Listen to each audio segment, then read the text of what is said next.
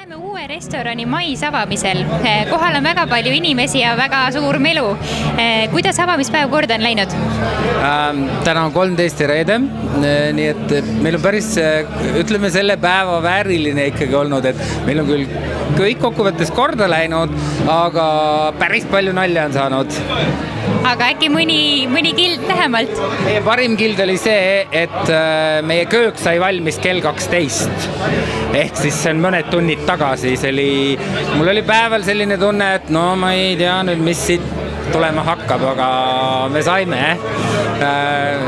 Me jõudsime selleni, et me oleme siin ja me mahtusime ära. Ma olin ka sellepärast muidugi mures, et väga palju inimesi teatasid, et nad tulevad ja ma mõtlesin, et ei tea, kas me ära mahume, aga tuleb välja, et püstijalaürituse jaoks on ruumi piisavalt täiesti, et muul ajal, kui ikkagi laua taga korralikult istuda, et siis on kuni 50, no nibin-nabin 60 ka, et siis jääks tantsuruumi ka veel. Ja milliseid toite on plaanis hakata pakkuma? Meie valik hakkab olema tegelikult võrdlemisi suur, et kohalikust veisest, seast ja lambast tuleb üksjagu väga toredaid roogasid.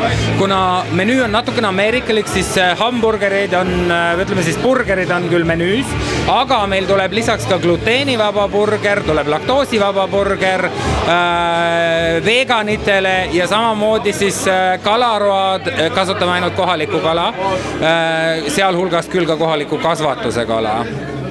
No meie maas ilmus artikkel, et hakkate taotlema Itaalia teomärki ja ise teete Ameerika toite. Kuidas see kooslus nüüd, mis seos seal on? See kooslus sobib tegelikult väga hästi kokku.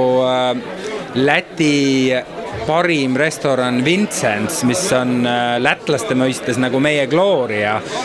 See on küll natukene noorem, see on kuskil 20 aastat vana restoran, aga ütleme nii, et kõik ägedad inimesed käivad seal ja ka nemad järgivad slow foodi ehk siis digumärgi selliseid põhimõtteid.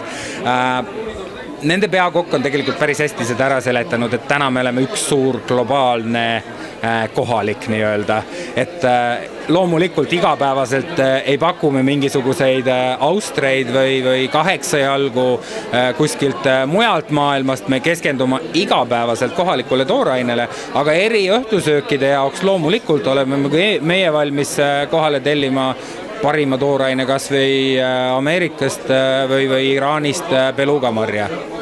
Teises maakonna lehes pakkusid välja, et teed söögikoha Ameerikast tulevatele siis kas seljakotiränduritele või karavanidega tulijatele, et kuidas see mõte oli või kellele see loodud on?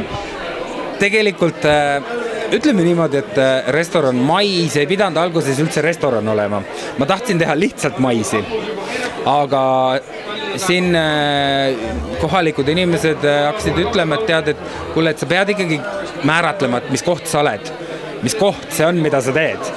Ja siis ma hakkasin selle menüü peale mõtlema ja ma jõudsin nii, et sellest lihtsalt maisist, mis meie lihtne mais on esmaspäevast neljapäevani ja reedest kuni siis laupäeva õhtuni oleme me siis hütküsiin restoran, mis tähendab siis seda, et me teeme söögiga kunsti.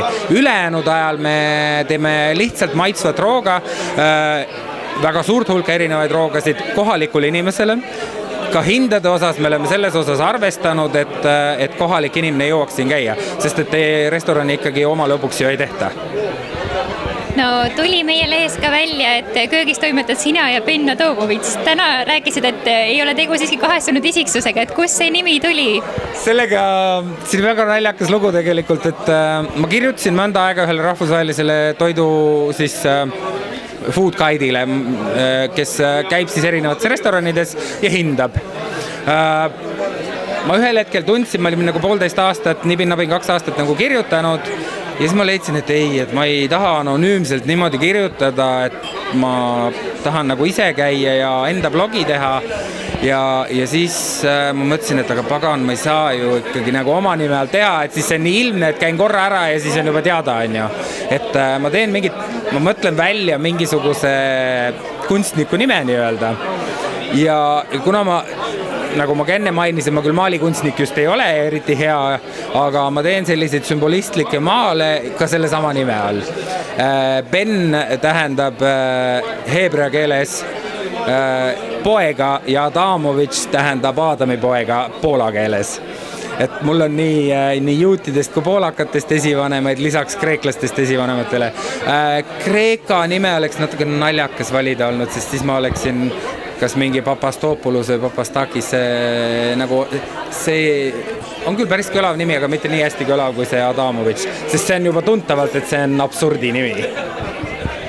Ja täna oli siin ka kuulda, et inimesed muretsesid, et julge samm siin vastu talvehooaega restoran avada, et tavaliselt kui suverestoranid ennast kõik sel ajal kinni panevad, et kus selline julge samm nüüd just suve lõpus sügisel tuli? See on juhus, see on täielik juhus, sest et me hakkasime selle restorani projektiga tegelema jaanuarikuus. Mina muidugi reisisin päris palju ringi, nii et mind ei olnud ka kogu aeg koha peal, aga e-lahendused nagu, me oleme e-riik, saime tegelikult kõik asjad ikkagi ära aetud. Aga mõni asi jäi natukene venima ja kuna pesumajas oli väga-väga tihe suvi, siis kuna me ikkagi perega koos teeme asju, et siis me leidsime, et venitame natukene suve lõppu, et püüame enne rallit. Siis me hakkasime seda ehitusasja natukene vaatama, et ai pagan, et nagu meil oleks tegelikult 3 kuud on ju vaja. Täna tegid ära meie head sõbrad ja mu oma vend ja ka mu oma ema tegid ära selle töö siin 2 kuuga, mis on täiesti erakordne, sest et see pilt, mis siin enne oli, siin ei olnud mitte midagi. Siin oli vaja seinu maha võtta, uued seinad teha, siin ei olnud mitte mingeid siledaid seinu, kõik oli sinka-vonka, see ei olnud tükk aega kasutuses olnud juba, nii et ütleme niimoodi, et elu kuidagi lükkas selle nii, et me peame selle avama sügisel. Me oleks võinud ju jätta selle avamisega ju kevadeks tegelikult, aga meil on siis aega natukene selleks kevadeks ja suveks valmistuda. Me saame menüü korralikult sisse harjutada, me saame teha nii, et kui kohalik inimene käib ja ütleb, et kuule tead, see kana mulle nüüd üldse kohe ei meeldi. Ja kui keegi teinele tuleb, ütleb, tead, see on ikka täiesti jama kana on ju, siis me hakkame vaatama, mis sellel kanal viga on. Et teeme selle kana siis nagu kohaliku inimese maitse järgi. Aga ma loodan, et kohalikud inimesed, Saaremaa inimesed on tegelikult väga lahedad inimesed, et nad leiavad sellises tegelikult väga tihedas valikus, mis Kuressaares on, tee meie juurde maitsma seda kohalikku toorainet ameerikalikus võtmes.